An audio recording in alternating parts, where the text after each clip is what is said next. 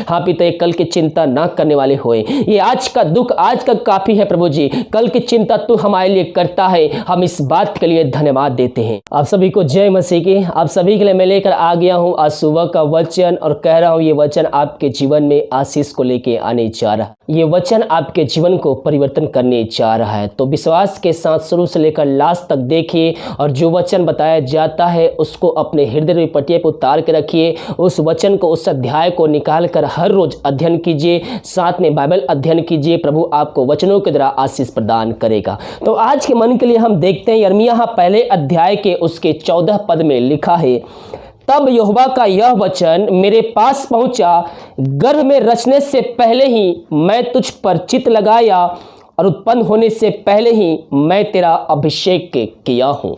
मेरे प्रियो, बहुत से लोग अपने फ्यूचर की, अपनी भविष्य की चिंता करके वो चिंता में डूबे रहते हैं कि कल क्या होगा, परसों क्या होगा, नरसों क्या होगा, 2 महीने 3 महीने साल और बाद क्या होगा। वो अपने भविष्य की चिंता करते करते वो टेंशन में आ जाते, वो चिंतित हो जाते हैं और परमेश्वर से दूर हो जाते हैं, और शैतान उनको कब्जा में करके ले लेता है। हालेलुया। लेकिन मेरे प्रियो, जिस परमेश्वर ने हमें अपने स्वरूप में रचा है वो हमारी चिंता करता है। वो हमें इस पृथ्वी पर अकेला नहीं छोड़ा है, एक सहायक भेजा है, पवित्र आत्मा, वो हमारी सहायता करने के लिए। चाहे जितने भी दुख तकलीफ संकट हमारे जीवन में आ जाए, हमारे संग संग रहने वाला परमेश्वर हमारे संग रहता है। वो हमें ना छोड़ेगा ना त्यागेगा, वो हमारे संग रहता है। जब हमारे जीवन में कठिनाइयाँ आती है तो उसके साथ एक दरवाज़ा भी रहता है, एक रास्ता भी खुला रहता है। उस रास्ते को प्राप्त करने के लिए हमें उस पर भरोसा रखना होगा। हमें प्रार्थना पूर्वक उस जो परमेश्वर ने हमें दरवाज़ा खोल के रखा है उसको हमें देखना होगा। कैसे? आत्मिक रूप में आगे बढ़ते हुए, उस पर भरोसा रखते हुए। मैं अक्सर जब भी वचन पढ़ता हूँ, आपके लिए वचन निकालता हूँ, तो परमेश्वर मुझे यही वचन देता है कि आप विश्वास में मजबूत होए। आप इस वीडियो को देखने वाले बहुत से भाई बहन के अंदर में विश्वास की कमी है। मेरा अक्सर सब्जेक्ट रहता है विश्वास के ऊपर ही, चिंता के ऊपर, कि आप विश्वास में भरपूर हो जाए और मसीह में जड़ पकड़ते जाए। हम चिंता करने वाले नहीं, बल्कि हम प्रभु पर भरोसा रखने वाले हो जाए। हम चिंता करके कुछ भी हासिल नहीं कर सकते मेरे प्रियो। हालेलुया। और यहाँ कहता है, तब यहोवा का वचन मेरे पास पहुंचा, गर्भ में रचने से पहले ही मैं तुझ पर चित्त लगाया है। यानी कि जब आप गर्भ में रचे जा रहे थे, परमेश्वर ने आपके ऊपर चित्त लगाया। इस दुनिया में आने से पहले ही आपके जन्म से लेकर मृत्यु तक हर एक बातों को लिख चुका है। जो हमारे जीवन में होने वाला है, जो जीवन में हो रहा है, उन सारे बातों को पहले से लिखा जा चुका है। और जैसे जैसे समय बीतता है, उस जिस चीज़ की हमारे जीवन में आवश्यकताएं होती है, वो चीज़ें हमारे जीवन में आते जाती है परमेश्वर के द्वारा। केवल उनके जीवन में जो उसकी आज्ञाओं पे चलते हैं, जो उसके वचनों पे चलते हैं, उसके जीवन में वो आशीष से समय समय पे आते रहती है। परमेश्वर ने हर एक चीज़ों का एक समय निर्धारित किया गया रखा है, और उस समय जैसे ही आएगा वो आपके जीवन में आशीष को उड़ेगा। वो आपको चंगाई प्रदान करेगा, वो आपकी बीमारियों को ठीक करेगा। हालेलुया। लेकिन हमें मसीह यीशु में, वचन में हमें बने रहना पड़ेगा। अब ये नहीं कि समय आएगा वो आशीष से मेरे जीवन में आ जाएगी। नहीं मेरे प्रियो, हमें उसके वचनों पे चलते रहना है, उसके वचनों पे पकड़ने रहना है, हमें प्रभु की आज्ञाओं पे पालन करते रहना है। तो उस समय जब आएगा तो आशीष से हमारे जीवन में आ जाएगी। तो हमें चिंता करने की आवश्यकता नहीं, क्योंकि गर्भ में रचने से पहले ही परमेश्वर ने आपके ऊपर चित्त किया है, और उत्पन्न होने से पहले ही मैंने तेरा अभिषेक किया है। यानी कि हम पहले से, हम जब उत्पन्न हुए तो हम आशीष को प्राप्त कर चुके हैं। हम परमेश्वर की आशीष को प्राप्त कर चुके हैं। हम उसके वचनों पर चलने वाले हो जाए। बहुत से लोगों के मन में डर बैठ जाता है, कल क्या होगा, परसों क्या होगा, 2 साल बाद क्या होगा। मेरे प्रियो, आज का दुख आज के लिए काफ़ी है। कल की चिंता परमेश्वर पर छोड़ दीजिए, वो सब कुछ करने के लिए तैयार है। परमेश्वर ने भय की नहीं बल्कि सामर्थ की आत्मा दी है। यहाँ वचन कहता है, यिर्मयाह पहले अध्याय के उसके 8 पद में लिखा है। तो यहाँ पास लिखा है, तू उनके मुंह को देखकर मत डर, क्योंकि तुझे छुड़ाने के लिए मैं तेरे साथ हूँ, यहोवा की यही वाणी है। बहुत से भाई बहन मनुष्यों से डरते हैं या फिर किसी और चीज़ से डरते हैं, लेकिन प्रभु का वचन आपसे क्या कहता है? तू उनके मुंह को देखकर मत डर, क्योंकि तुझे छुड़ाने के लिए मैं तेरे साथ हूँ। हालेलुया। परमेश्वर का वचन सीधे हमसे बातें करता है मेरे प्रियो, और कहता है मैं तेरे साथ हूँ, तुझे डरने की आवश्यकता नहीं है, मैं तेरे संग हूँ, तो जहाँ जहाँ जाएगा मैं तेरे संग संग रहूँगा।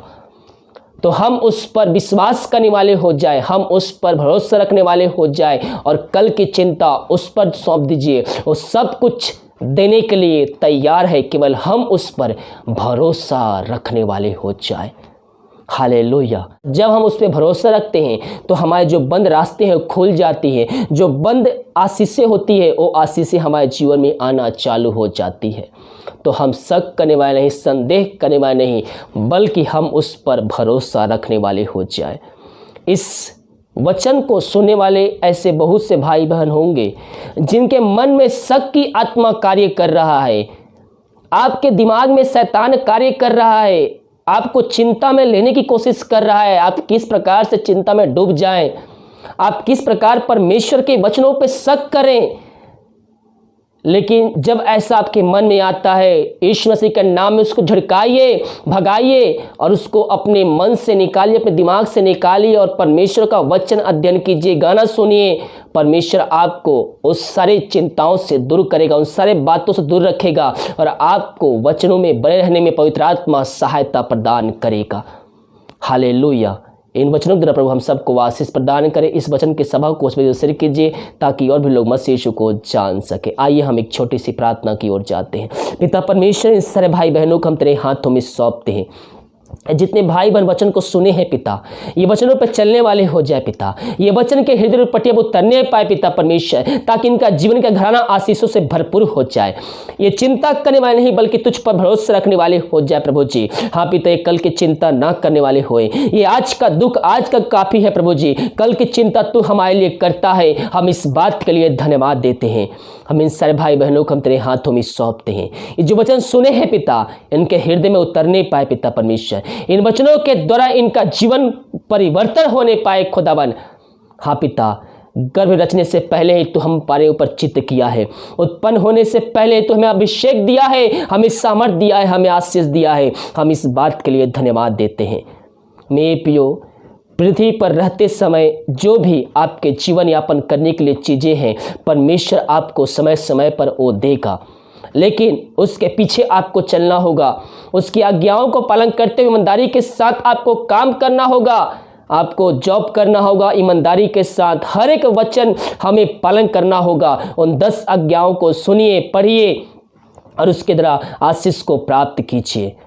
हम उस 10 आज्ञाओं पर चलने वाले हो जाए, परमेश्वर हमारा जीवन आशीष भरपूर कर देगा। पिता, इन सारे भाई बहनों को हम तेरे हाथों में सौंपते हैं। ये जो वचन सुने हैं पिता, वचनों के द्वारा ये आशीषित हो गए हैं। हम धन्यवाद देते हैं इन बातों के लिए। प्रार्थना सुना, धन्यवाद यीशु के नाम पिताजी आशीष मांगते, सुन दया से ग्रहण कर। आमीन, आमीन और आमीन। हालेलुया। मेरे प्रियो, हम वचनों पर विश्वास करने वाले हो जाए, और जब हम वचन पे विश्वास करते हैं तो हम परमेश्वर पर विश्वास करते हैं। यीशु मसीह ने अपने नाम से ज़्यादा इन वचनों को महत्व दिया है, इसलिए हम ये वचन को हम अपने जीवन में महत्व देने वाले हो जाए। हालेलुया। तो जितने भी वचन का वीडियो पोस्ट होता है आप सुनिए, देखिए, डायरी में नोट करके रखिए, क्योंकि जब हम निराशा में पड़ते हैं, दुखों में पड़ते हैं, तो परमेश्वर वचनों के द्वारा हमसे बातचीत करता है और एक नया बल, एक नया शक्ति, एक नया सामर्थ्य हमें देता है, ताकि हम उस कठिन समय में हम वचनों के द्वारा हम एक नया बल और एक नया शक्ति प्राप्त कर सके। परमेश्वर संकट में अति सहज से मिलने वाला एक सहायक है। संकटों में, मुसीबतों में, दुखों में सब छोड़ दे, लेकिन परमेश्वर हमें कभी भी ना छोड़ेगा, कभी भी ना त्यागेगा। वो हमारे संग हमेशा हमेशा रहता है। हालेलुया। God bless you.